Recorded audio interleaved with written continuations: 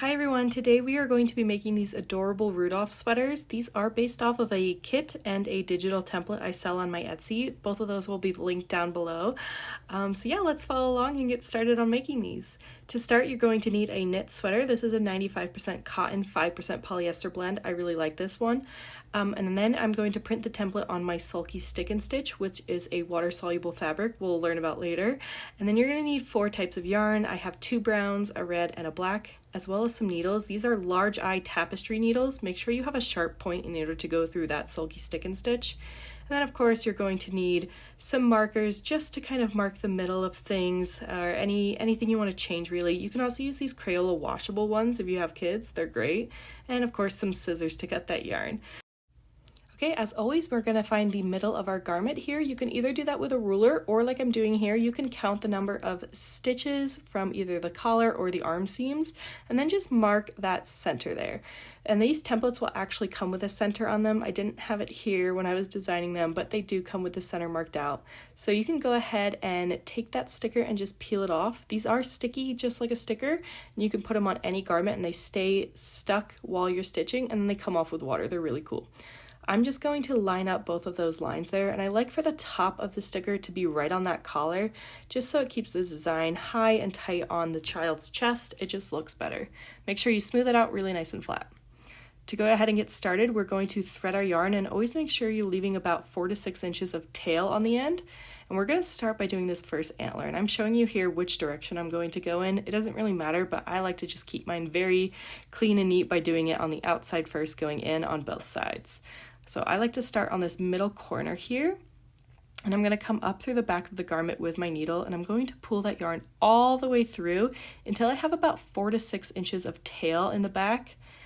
I have more like 10 inches here, that's fine, just so you can kind of have something to tie off with at the end. So I'm going to bring you up close now so you can learn chain stitching. I like to go up, down through that first hole, and then up about 2 dots away or about 1/4 of an inch. You'll kind of get a feel for it once you do it, but feel free to pull out your stitches if it doesn't look right. But you'll notice here that the yarn kind of goes behind the yarn that I'm pulling, and that's going to create the loop. So you see that loop being created here? If you're not in a loop, just make sure that you go through the loop. To start our second stitch though, we're going to come in here again, and I'm going to go again down in that center hole and then back up on the outline about 1/4 of an inch again. I like to keep my stitches really neat by always doing that same 1/4 of an inch so that they look very precise. But again, you'll kind of get the feel for it once you stitch for a little bit. And then with pulling tight, try not to pull too tight or you'll create puckering. So once you feel a little bit of resistance, stop. And then I'm going to show you here how I get around these antler curves. They're really tight, so you want to do smaller stitches when you're on this curve. So you'll see here I'm doing about 1/8 of an inch for my stitches, and that's just so my curves look a little more curvy and a little less jagged and stair-like. So I'm just going to show you here again. I'm going to pull you out. Just how I'm doing that kind of 1/8 of an inch instead of 1/4 of an inch. So I do that all along any of the curves, and then I go back to the 1/4 of an inch when I'm on a straightaway.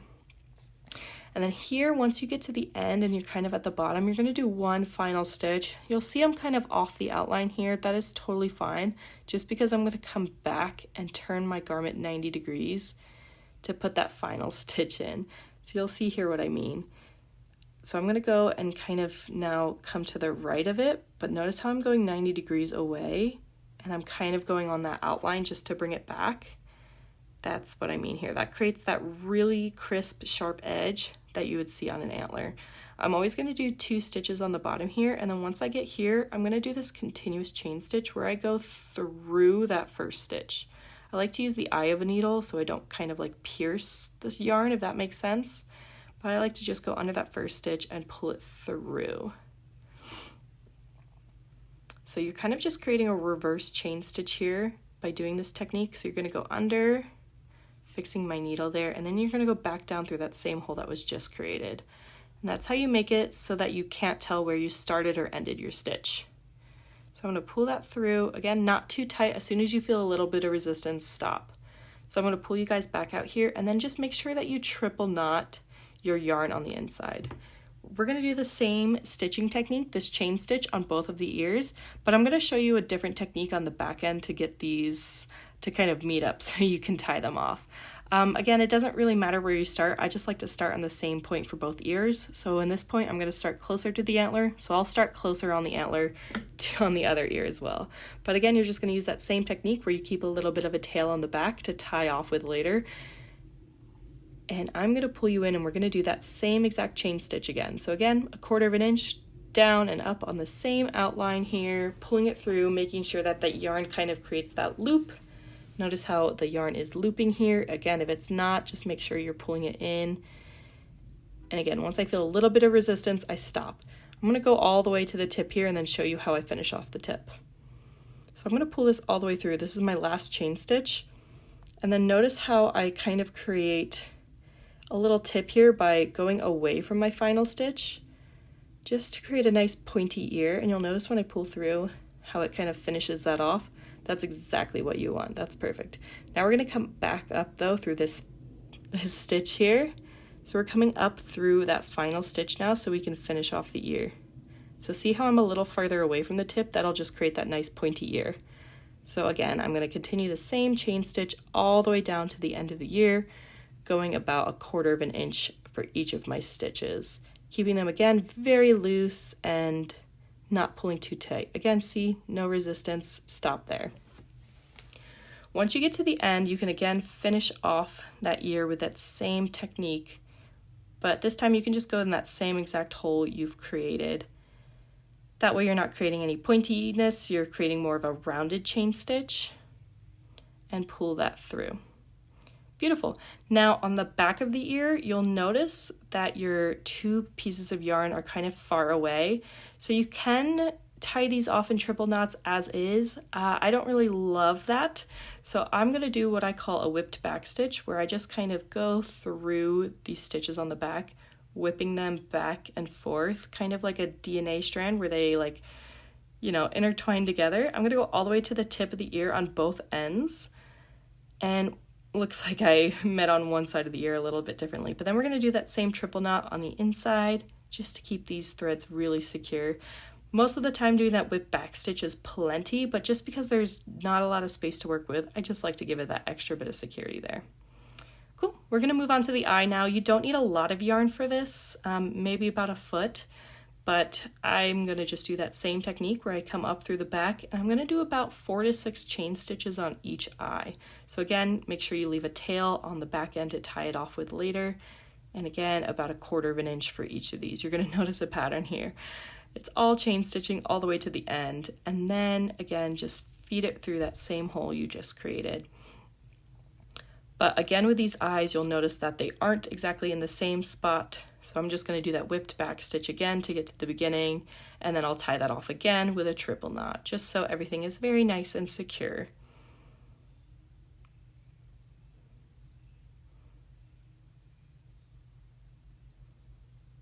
Beautiful. And we can cut those loose threads off and move on to our nose, which is my favorite part. We are again going to be doing a chain stitch here, but we're going to show you a little bit of a different technique so you can get a full, perfect circular nose. So we're going to start again with the same technique we've been doing this entire time, leaving that tail on the inside about 4 to 6 inches here, and we're just going to chain stitch all the way around that nose. When you get to the beginning, we're going to do that same technique from the antlers though to create a continuous chain stitch where I go through that first stitch. So you're going to pull it through. And since I'm pulling here from right to left, I'm going to make sure I go to the left when I push my needle down, just so it looks like the normal chain stitch that I always do. So I'm just going to push that down and pull that through. And again, don't pull it too tight because you will create puckering. So once you feel just even the slightest bit of resistance, stop. That's perfect. Now we're going to start another circle on the inside of this until we get to the center and it's all filled in. So again, we finished off that second circle. It's a little hard to see here, but you're going to use that same technique where you create that continuous chain stitch by going through your first stitch. Exactly. So again, going through that first chain stitch and then stitching it down on the left.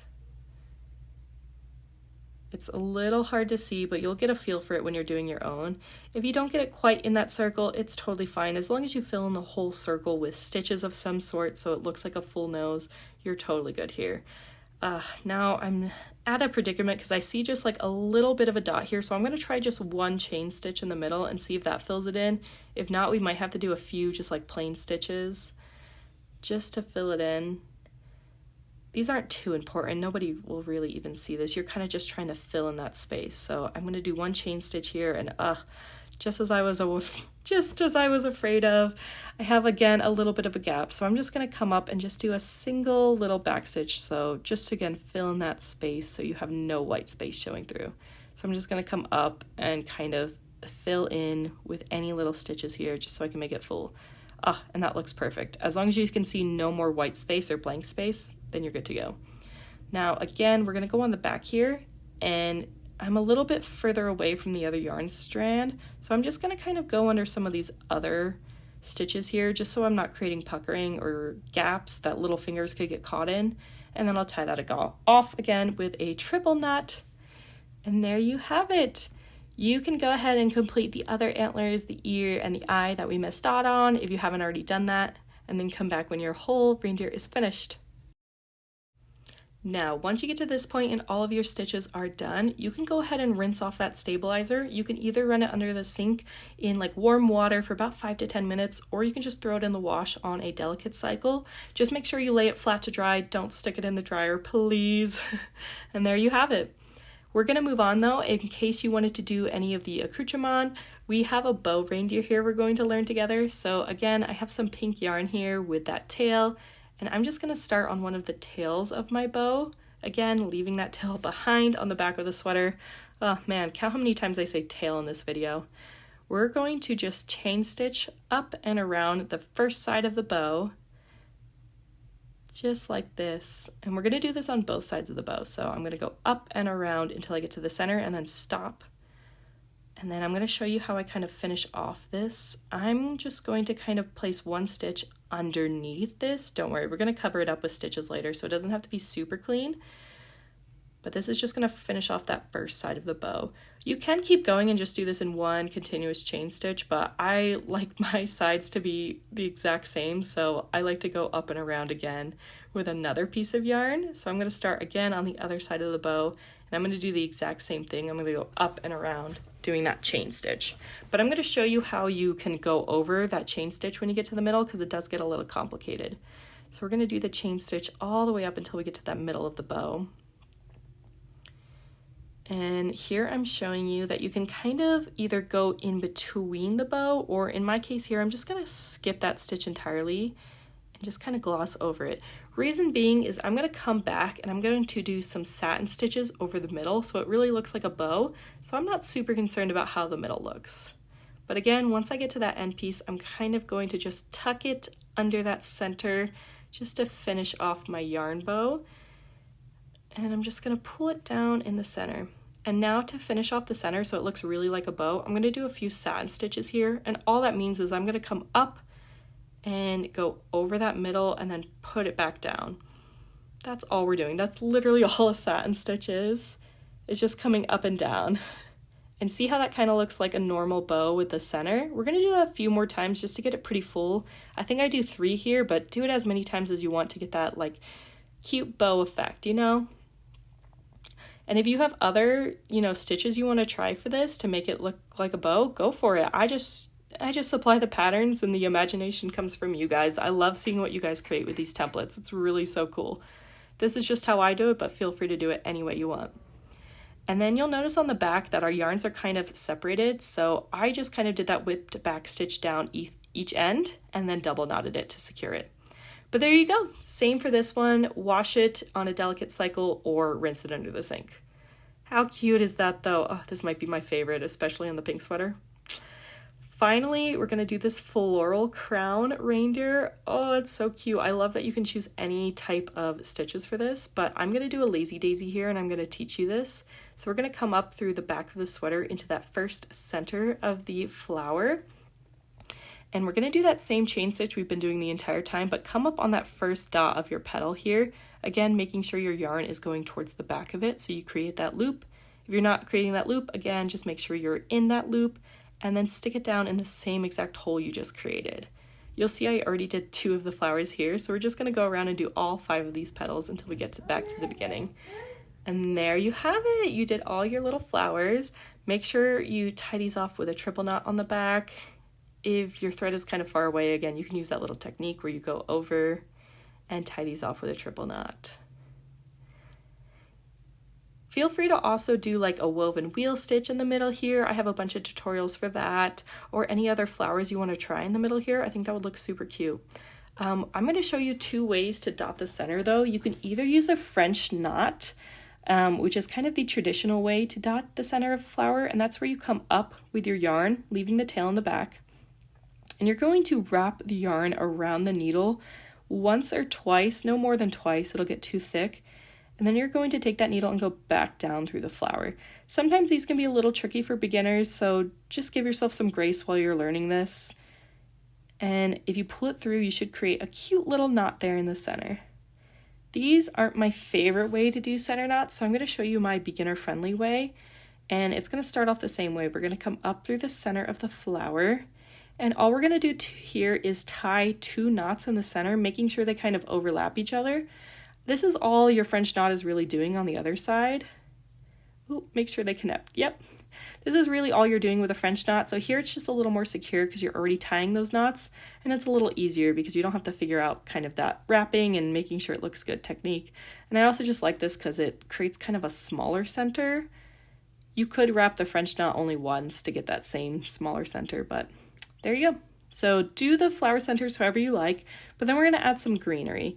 And you can do this any way you like. Again, I'm just going to show you one technique, and that's where I just use that same kind of chain stitch, petal stitch to fill in the greenery. And you can use as much or as little as you like. I like 2 or 3 petals per flower just to really fill it in. But yeah, we're just kind of do that same exact chain stitch we've been doing this entire time. It's a pretty, I don't want to say easy garment because I know I struggled with this stitch at the beginning, but it's definitely a beginner friendly stitch and you'll use it everywhere on this sweater. So make sure you're comfortable with it. And there you go. You can fill in as much greenery as you like. This is how much I filled in, and I think it looks really cute and sweet. And here's all of our finished sweaters. So I hope you guys had so much fun making these Rudolph reindeer sweaters with me. Please give me a like and follow if you want to see more content from me. It really helps me know what you guys want to see. But thanks. Have a great rest of your day. Bye.